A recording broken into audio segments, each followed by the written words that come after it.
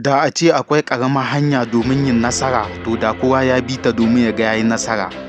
Maganar gaskiya, hanyar nasara ba ta taɓa zuwa cikin sauƙi ba. Dole sai ka jajirce, dole sai ka gamu da ƙalubale iri-iri, dole sai ka gamu da wahalar da baka saba gani ba. Idan ka faɗi wajen neman nasara, kana da zaɓi biyu: ka tashi ka fuskanci ƙalubale, ko kuma ƙalubale ya yi nasara a kanka. Yi gudu idan baka iya gudu ba, yi tafiya.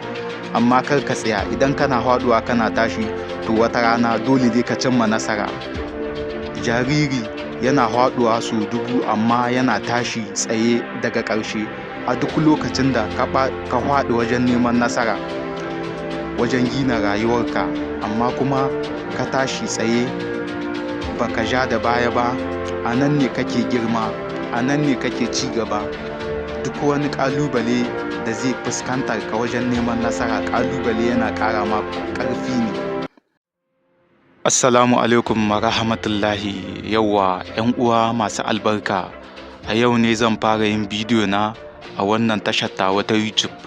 Da fatan za ku kasance tare da ni domin kawo muku abubuwa da dama masu amfani.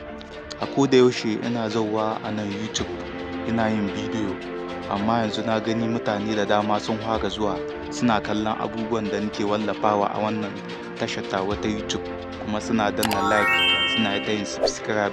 Gaskiya ina godiya kuma na ji daɗin haka.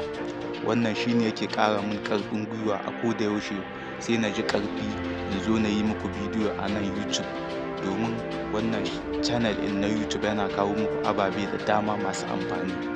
Don haka nake cewa a koda yaushe ku kasance tare da mu.